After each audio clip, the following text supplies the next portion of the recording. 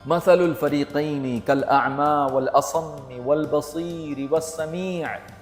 हल यस्तवियानि मसला अफला तज़क्करून। इतने वाज़े फ़र्क के साथ हक और बातिल को जुदा कर दिया गया है, जिस तरह दिन और रात को, नूर और जुल्मत को, गर्मी और सर्दी को, बुलंदी और पस्ती को, स्याह को और सफ़ेद को,